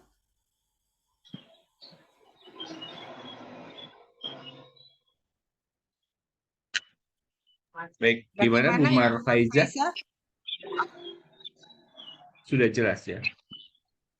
Udah jelas Pak, udah jelas. Ya. Baik, terima kasih.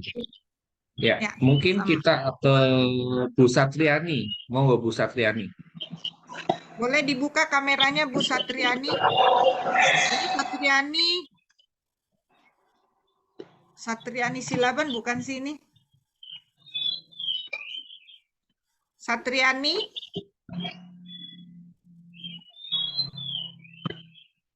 Ibu mungkin lanjut kali Pak Endi, nggak kedengaran. Baik, Bu Rina atau Bu Esther? Dua ya, ada lagi. Mbak Samsi boleh dibuka Bu Satriani, Bu Esther itu, mau Bu Esther, silakan. Ya, izin Pak Endi. Mohon maaf sebelumnya saya tidak bisa menghidupkan kamera karena lagi mengasihi Pak. Silakan. Iya, perkenalkan saya Esther dari RSUD Manado.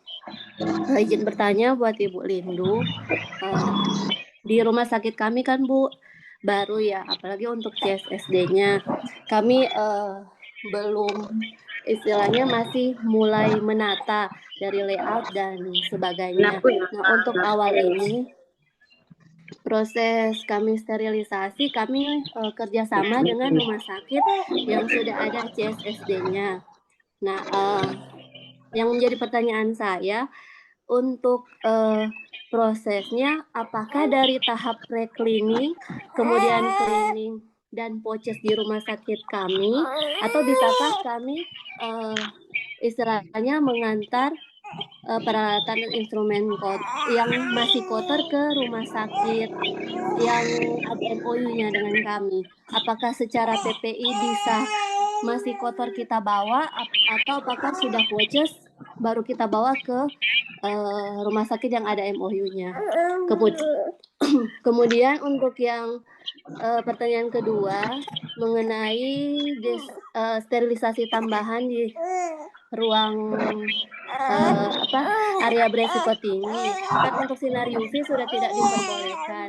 Nah, adakah rekomendasi metode yang digunakan, kemudian alat yang mungkin kiranya harganya yang relatif bisa masih bisa kami beli, maksudnya begitu. Mohon maaf jika ada untuk pertanyaannya. Gini Bu, jadi kalau untuk Ibu dengan pihak ketiga, tentunya kesepakatannya seperti apa waktu mau membuat MOU-nya? Apakah pencucian di Ibu atau di mereka?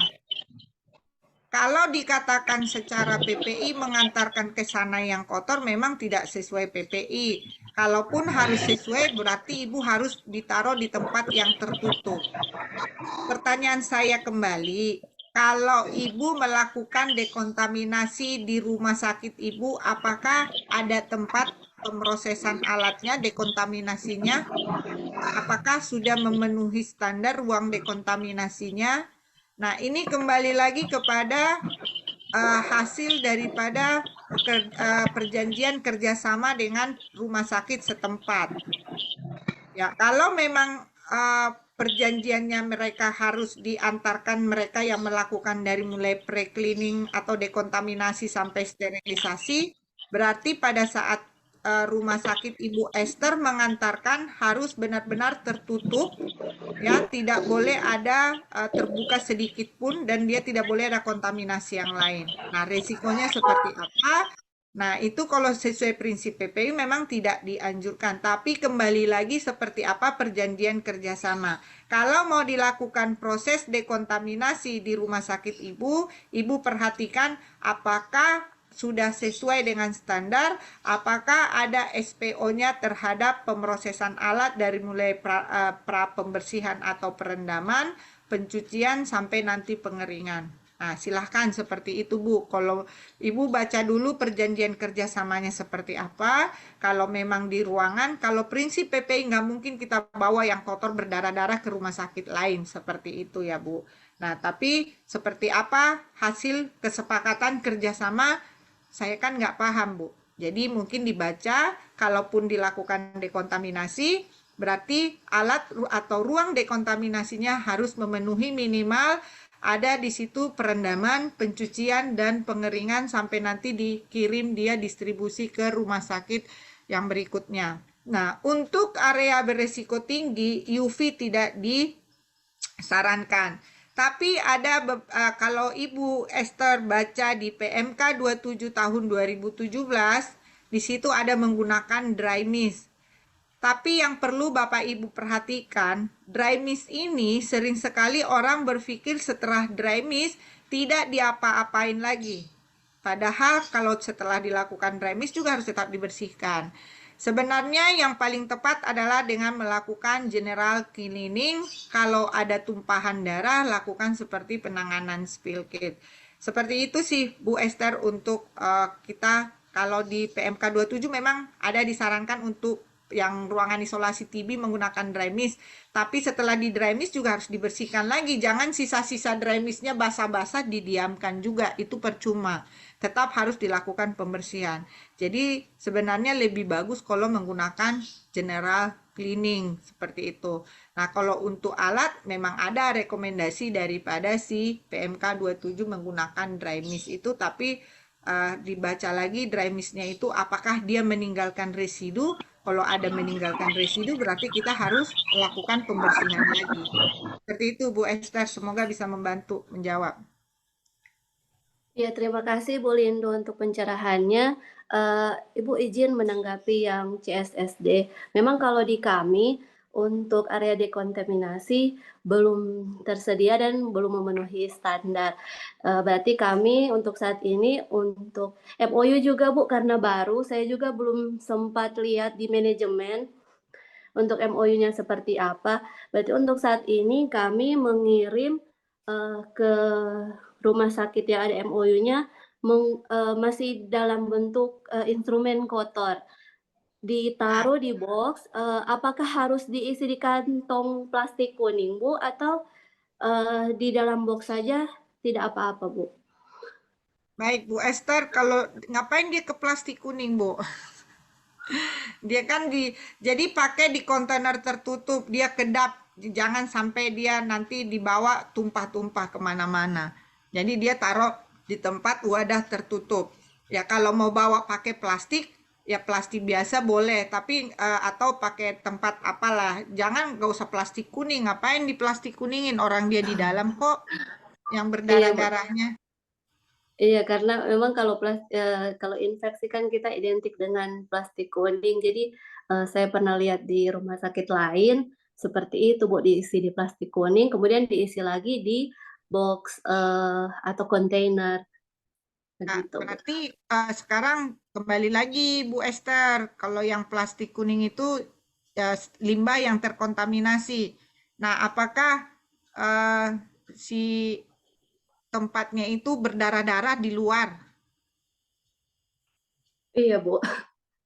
Berarti jorok dong itu, Mas, tempatnya wadahnya kok berdarah-darah. Kan dia wadah itu kan nggak dipegang-pegang, dia langsung dicemplungin ke tempat gini. Ya berarti kalau wadahnya berdarah-darah ya pakai plastik kuning lah Bu, bawanya. Oh, iya, Bu. Tapi coba Ibu lihatlah monitoring gimana cara mereka menempatkan barang itu kok sampai berdarah-darah pinggir-pinggir luar-luarnya. Harusnya kan enggak. Gimana perasaan Ibu mengantarkan seperti itu ke rumah sakit lain? Iya, Bu. Memang nggak enak nanti kalau kita yang terima masih kotor, Bu. Iya, nah coba dimonitoring. Jangan-jangan mereka masih bersarung tangan, berini-ini, semua dipegangin jadi meper kemana-mana. Oh, iya. Izin Bu, untuk Izin, Bu. izin Bu, Iya. kan ada yang untuk melanjutkan pertanyaan Ibu, jawaban dari pertanyaan Ibu ini, saya mau Siapa ini Bu? Bu, Ibu dari mana? dari Rumah Sakit Haji Amri Tambunan Bu, saya Bu Aswina. Alangkah bagusnya kalau kita punya MOU itu alat itu supaya awet, harus kita buang dulu lah darahnya Bu, baru kita kirim ke sana, karena kan bagaimana alat itu supaya bagus kan kita baru mengapakan ke rumah sakit yang MOU itu Bu. Itu sih saran saya Bu. Ya, Bu Aswina, masalahnya mereka nggak ada ruang dekontaminasinya. Di mana dia mau membersihkan darah-darahnya? Oh, Itu Ibu Oke, masalahnya Bu. Ibu Esther. Ya, Oke, ya maaf Bu. seperti itu Bu Esther, Bu Aswina. Ya, sejatinya memang ke rumah sakit lain dalam kondisi bersih gitu. Boleh Pak Endi dilanjut lagi? Silakan Bu Pesta.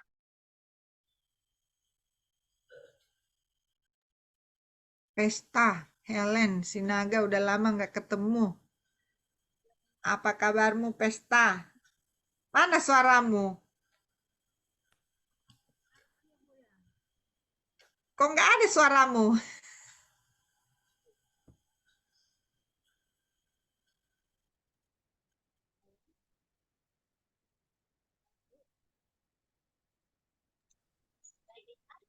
Belum ada suaranya, Bu. Iya, belum ada. Nggak ada, Lagi Pesta. nyambung kan kayaknya.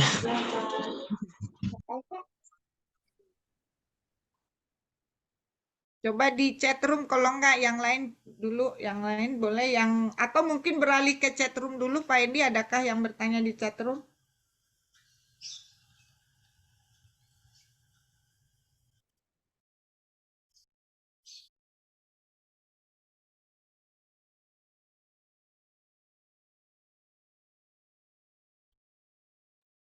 Silakan Bu Lindu. Ya, Ibu Kris, pertanyaan Ibu untuk dry heat, apakah saya bisa mencari sumbernya? Saya sudah kasih Ibu ada di referensi yang saya masukkan di dalam materi saya. Silahkan Ibu nanti lihat di situ untuk dry heat, suhunya di situ 180 derajat selama 30 menit. Nanti mungkin Ibu boleh baca di referensi yang telah saya ambil. Itu sumbernya semua yang sudah ada di materi saya. Silakan Ibu. Untuk Ibu Ranti dari Seli Unkansa Solo, ini Kansa. Untuk indikator status pasien tersebut itu indikator eksternal atau internal. Mohon dijelaskan ulang teknisnya dan adakah contohnya. Indikator status pasien maksudnya yang mana ya, Bu Ranti ya? Silakan Bu Ranti. Coba Bu Ranti, indikator status pasien yang mana ya? Apakah ada di materi saya indikator status pasien?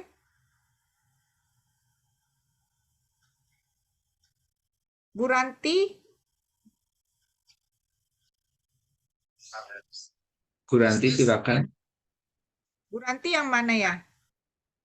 Bu Ranti? Monggo. Silakan Ya, Bu. silakan. Yang di mana ya, Bu? Indikator tadi di materi yang mana ya? Saya hanya menyampaikan indikator biologi, fisika, kimiawi. Kok ada indikator pasien ya?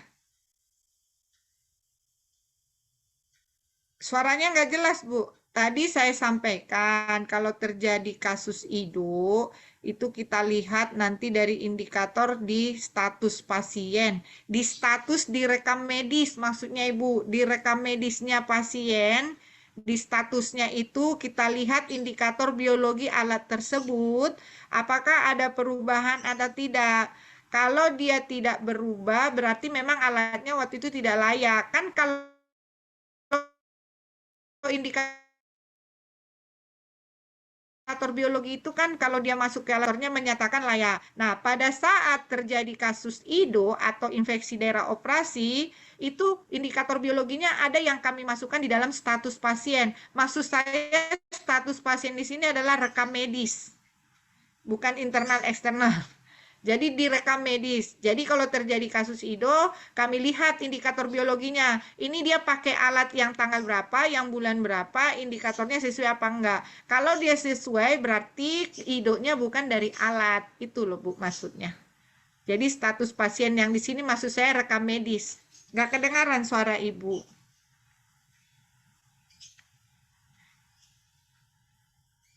Enggak tahu ngomong apa Bu. Saya rasa udah jelas ya. Jadi mungkin Kayaknya jadi sih dari Bu Ranti. bahasanya kayaknya eh, dari mimiknya. Jadi jadi Bu Ranti kalau misalkan biasanya kan kalau ada ya di dalam apa namanya vouchers atau apa tuh ada bukti ya bahwa yang internal pun boleh ditaruh di status pasien bahwa itu adalah steril.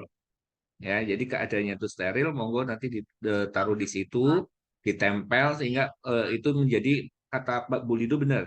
Itu nanti jadi di dalam rekam medis. Jadi pada saat misalkan nanti ada kejadian IDO atau IDO ya pastinya itu akan kita dalam melakukan identifikasi itu jelas ini tanggal berapa dilakukan, expire enggak, steril atau enggak alatnya, itu nanti pada saat melakukan identifikasi itu terlihat di situ. Saya rasa jelas ya tadi ya.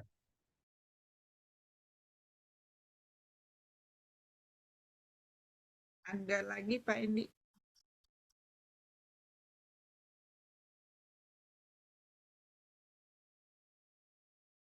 Ibu Wahyu Monggo Bu Lindu. Ya, Ibu Wahyu Triwinasis, mohon maaf bertanya, jadi indikator yang dipakai untuk monitoring itu dikasih 2 indikator setiap kali menyeterilkan atau setiap bungkusnya dikasih 2 indikator dalam sekali menyeterilkan? Bu Wahyu, setahu saya memang dia double itu di CSSD-nya, indikatornya itu. Jadi dia ada nempel, ada 2, seperti tadi ada internal, ada eksternalnya itu. Jadi 2 kita satu ambil di kita. Jadi bukan 2 indikator ditempel, enggak. Dia satu itu 2. Satu stripnya itu, satu stripnya itu 2. Jadi diambil satu masih nempel dia di dalam, satu lagi. Nah yang satu itu kita ambil, kita tempel di status. Ya jadi enggak setiap jadi 2 indikator ditempel, enggak satu tapi dia 2, ada internalnya, ada eksternalnya. Nah nanti kita ambil itu semua, kita taruh di status. Nanti kita cek, oh ini alatnya yang tanggal sekian, ini kita nanti ceklah ke CSSD. Bahwa dia ini kalau memang alatnya nggak sesuai berarti salah satu penyebab IDO dari alat ini. Seperti itu ya Bu. Ibu Jolina Lumingkewas, bagaimana cara uji pencucian? Uji cara pencucian, Ibu lihat mereka saat mencuci, apakah di air mengalir, menggunakan APD. Nah, ini yang uji pencucian yang dimaksud di sini adalah tadi saya sudah sampaikan, kalau dia manual, kita lihat mereka pencuciannya bagaimana. Apakah dia di air mengalir atau di bak disikat. Dia kalau di bak-bak nggak boleh, harus di air mengalir. Tapi kalau dia secara mesin indikator di mesinnya itu kita lihat berapa lama dia, seperti wash disher itu suhunya 70 derajat, setelah di rinse nanti dia akan ini kering, dia ini itu kalau dia menggunakan mesin. Kalau dia menggunakan manual, Ibu Jolina lihat pada saat orang CSSD melakukan pencucian apakah dia di air mengalir atau dia di bak pencucian. Dia tidak boleh di bak digosok-gosok tapi dia harus di air mengalir. Next, Pak Endi. Ibu Santi, selamat siang juga Bu. Apabila steril alat atau linen tidak menggunakan indikator internal dan eksternal, kira-kira lama expire-nya berapa lama ya Bu? Nah, kalau dibuat seperti ini saya nggak bisa menjawabnya berapa lama. Bagaimana? Saya juga tidak tahu itu apakah sudah disterilkan atau tidak. Kalau tidak ada tanggal, minimal ada tanggalnya kapan disterilkan, jam berapa. Nah, tadi saya sudah katakan penggunaan diet expire itu tergantung daripada hasil uji mikrobiologi. Atau bisa juga mereka menggunakan, kalau dia sering digunakan, dia melakukan expire-nya 1 bulan. Kalau dia jarang digunakan, dia menggunakan 3 bulan atau 6 bulan, tapi harus dibuktikan dengan uji mikrobiologi, Bu. Nah, jadi harus tetap menggunakan indikator kalau dia sudah ada CSSD-nya pasti. Kalau memang belum ada indikatornya, minimal ada tanggal, jam berapa disterilkan, selesai jam berapa.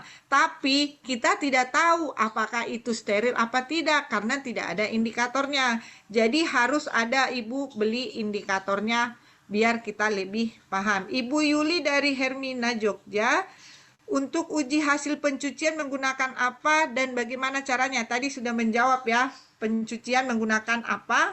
Ya, ujinya silahkan diuji pencucian itu seperti tadi kalau dia menggunakan mesin, tentunya ada dilihat indikator suhunya apakah sudah sesuai, waktunya sudah sesuai, tekanannya seperti apa. Nah, kalau dia menggunakan manual, apakah dia dicucinya di air mengalir apa tidak? Mungkin bisa menjawab Bu Yuli. Untuk Ibu Siti Munawaroh, selamat siang juga, Waalaikumsalam. Bertanya, untuk kaca mulut alat gigi harus disterilkan ke dalam autoklav karena pernah ikut studi banding, pernah menemukan kacanya yang menghitam. Tadi sudah disampaikan kalau dia menggunakan ini adalah menggunakan yang mesin yang dry heat ya, dia yang dry heat ya Bu, bukan yang autoklav, tapi yang dia ituannya yang sifatnya dia kan tadi ada dua kan, ada menggunakan autoclave atau steam dan ada menggunakan dry heat. Dry heat biasanya digunakan untuk kaca yang berbahan minyak seperti itu. Jadi kalau kaca untuk gigi ya di sterilnya menggunakan dry heat seperti itu, Ibu Siti Munawaroh. Ya, untuk Ibu Ernawati dari Teluk Kuantan, bagaimana contoh form surveillance pada status Ibu? Surveillance apa nih Bu di status? Kami ada nanti beda surveillance ya. Nanti surveillance-nya kami ada di status kami. Memang surveillance PPI kami masuk ke dalam rekam medis, ya nanti di situ ada nama pasien, diagnosanya apa, ya jadi dia berat badannya berapa, ininya berapa, pemakaian alat, tindakan operasi, ada seperti itu Bu, contoh seperti kami ya. Ibu Oki Afriandi, selamat siang, salam kenal. Dikatakan untuk menentukan expiry date kemasan harus melalui uji mikrobiologi.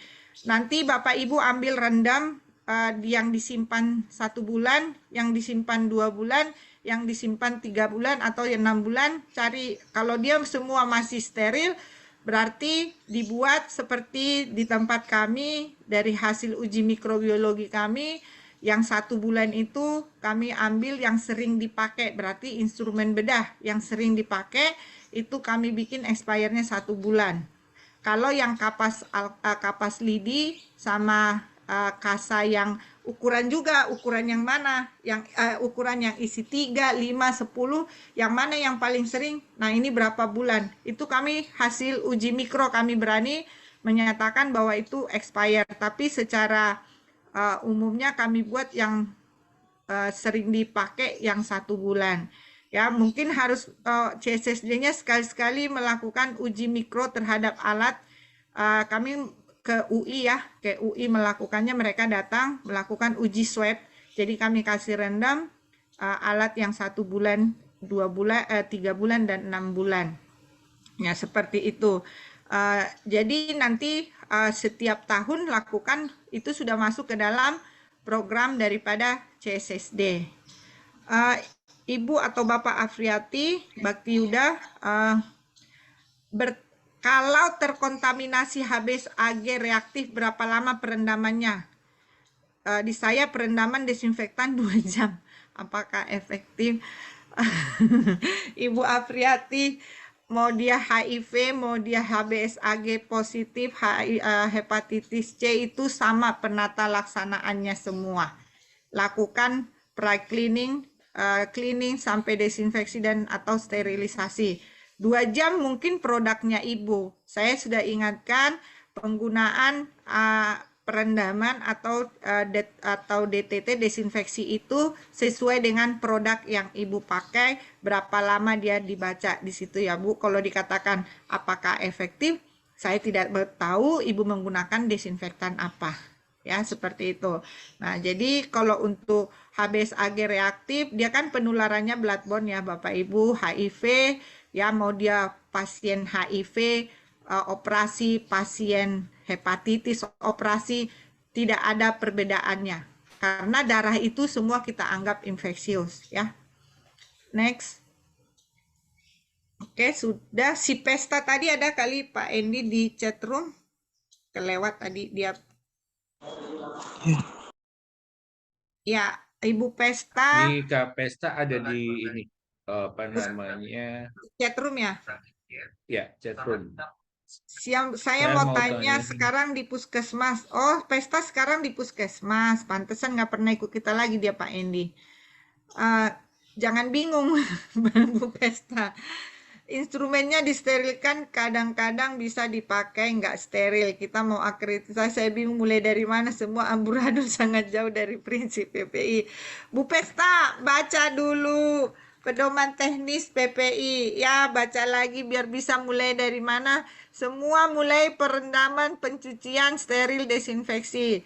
Nanti kita diskusi, Bu Pesta. Kamu nggak bercerita kalau kamu sudah di puskesmas, nanti Pak Endi yang survei kamu nanti. Semangat ya nanti ya. pelan-pelan. Kan Bu Pesta udah IPCN, berarti kan sekarang di puskesmas. Kasihlah ilmu PPI-nya, kasih tahu, tidak boleh. Masa yang nggak steril dipakai, pasienmu ada yang infeksi nggak? Terlihat kalau di puskesmas. Nggak kelihatan ya, langsung pulang. Nanti ya, jadi kalau dibilang bagaimana udah amburadul prinsipnya, ya ajaklah kepala puskesmasnya. Atau mau bikin PPI dasar, boleh undang PT Del, nanti saya dengan Pak Endi ke sana. Lewat Zoom juga nggak apa-apa. Nanti kita bikin, ya. Nanti hubungin Bu Desi ya, kalau mau melakukan PPI dasar di tempatnya. Bu Pesta di puskesmas mana? Coba di chatroom tulisnya. Nanti hubungin Bu Desi. Suaranya Kita soalnya bikin. nggak bisa bicara itu Bu Pesta. Makanya. Padahal dia biasanya paling rame nih kalau di grup dulu kan. Udah pindah dia. Aduh Pesta, kau di Siborong-borong, mati laku Pesta. Di kampungku. Di mana kau di Siborong-borong? Di puskesmas Siborong-borong, kecamatan. Sama Dokter Elizabeth. Mati laku ipar gua. Nanti ku bilang sama edaku. Ya, PPI dasar nanti lewat Zoom aja. FKTP. Bilang sama situ. Lamtiur kan? Dokter Lamtiur kan masih kapusnya. Belum akreditasi. Waduh, gawat nih Mbak Desi. Ini dari rumahku. Dari Bu Yuli, Bu Hermina Jogja, raise hand dia. Bu Yuli, silahkan Bu, tanya lagi. Guys, nanti telepon ya. Kalau mau buat PPI dasar, hubungin Mbak Desi. Ya, maaf Bu, udah terjawab tadi pertanyaannya. Oh, udah ya. Tangannya. Terima kasih, maaf. Ya, nggak apa-apa. Ada lagi Bapak Ibu, Pesta nanti hubungin Bu Desi. Harus bikin PPI. Bilang, harus ada PPI-nya. Kalau nggak lulus nanti, kata Lindu gitu sama Dokter Elizabeth sama Dokter Lamtiur. Apa kami ke sana? Terbang ke Siborong-borong. Biar pulang aku sekalian ku bawa Mbak Desi sama Mas Sandy ke kampungku. Nginap di rumahku pun kami. Nggak usah di hotel nggak usah di hotel yang di Silangit itu. Nanti ku telepon edaku ya. Ya. Baik Bapak Ibu, masih ada pertanyaan mungkin? Nanti ada yang masih mengganjal? Ibu Nella Deva, terus ada Bu Sulistiani, ada Rivo, ada ini banyak sekali. Oh jelas, luar biasa. Thank you, Mas Rivo. Ada pertanyaan lagi Bapak Ibu? Baik, saya tunggu 1 menit. Ada monggo, ada yang belum jelas. Baik, kalau sudah tidak ada pertanyaan lagi, ya saya kembalikan ke Ibu sebagai MC untuk melanjutkan. Pada prinsipnya bahwa ya saya berharap nanti setelah pelatihan ini atau seminar ini, nanti Bapak Ibu bisa mengimplementasikan ya.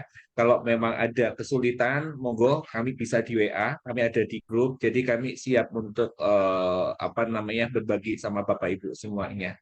Ya, jadi nggak perlu sungkan dengan kita. Ya, monggo ya, kita siap membantu untuk mutu Indonesia. Pada prinsipnya seperti itu. Baik Bapak Ibu, kalau sudah tidak ada pertanyaan, saya kembalikan ke Ibu Desi. Monggo Bu Desi. Baik, terima kasih Pak Endi. Bapak Ibu, sudah di ujung acara kita untuk seminar kupas tuntas tentang sterilisasi ya. Oke, kita masuk ke dalam acara penutupan. Yang pertama kita akan menyanyikan lagu Padamu Negeri. Bapak Ibu dimohon untuk duduk dengan tegak. Masih pagi. Hah? Ya, masih pagi banyak juga. Bapak Ibu, sebelum kita menyanyikan lagu Padamu Negeri, saya mau menginformasikan PT Del akan ada kegiatan untuk pelatihan manajer pelayanan pasien yang diselenggarakan pada tanggal 22 sampai Oh, 23 Maret ya ngerti itu 2024. kerjasama namanya. Untuk biaya registrasinya sebesar 600.000. Jika Bapak Ibu berminat atau teman yang juga yang berminat bisa mengisi pendaftaran ya, atau nanti kita share juga di dalam grup ya, Bapak Ibu. Terima kasih. Jadi kegiatan kita ke depan ada ini pelatihan MPP. Oke, baik. Ini Terima langsung kasih. praktek nanti, Mbak Desi. Oh, gitu. Jadi Oh, langsung baik. praktek simulasi. Jadi Oh ya, benar-benar ada praktek memahamkan. simulasi, materi dan materi tambahan ya, Pak ya. Ya. Dengan narasumber yang sudah dipercaya, Dr. Eti dan Bapak Sunar. Oke. Baik, terima kasih Pak Samsi atas informasinya. Selanjutnya kita akan menyanyikan lagu Padamu Negeri.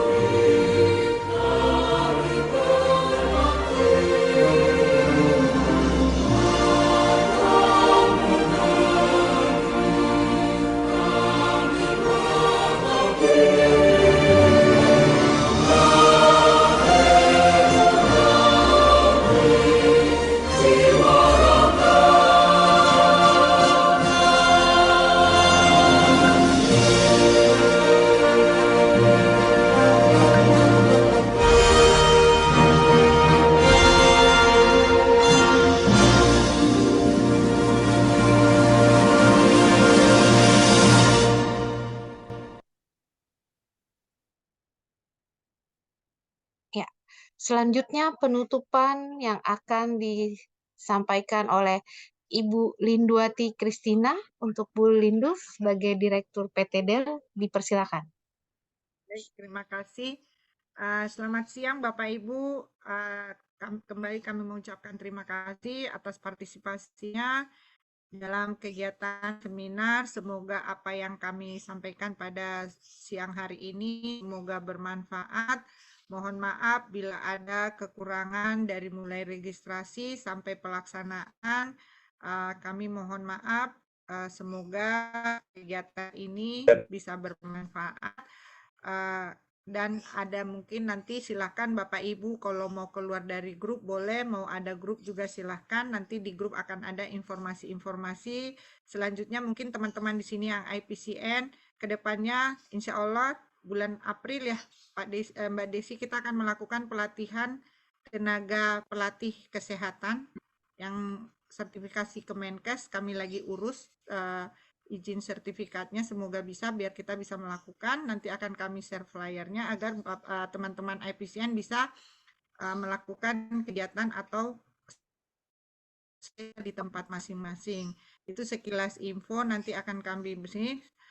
Grup tidak akan kami bubarkan kecuali Bapak Ibu yang keluar. Sertifikat nanti sudah di-share sama Bu Desi. Kemungkinan paling lama 3 hari setelah kegiatan. Sertifikat kalau memang belum masuk boleh diinfo di grup. Terima kasih untuk semua. Salam sehat, salam sukses. Terima kasih untuk rumah sakitnya yang sudah mengirimkan Bapak Ibu yang tidak bisa kami sebutkan satu persatu. Sukses buat semua. Salam sehat, selamat berakhir pekan. Tuhan berkati kita semua. Saya kembalikan kepada Mbak Desi. Ya, baik, terima kasih. Bu Lindu, sudah resmi seminar hari ini ditutup. Bapak Ibu, sebelum kita bubar, kita ada foto bersama. Mohon dibuka untuk kameranya.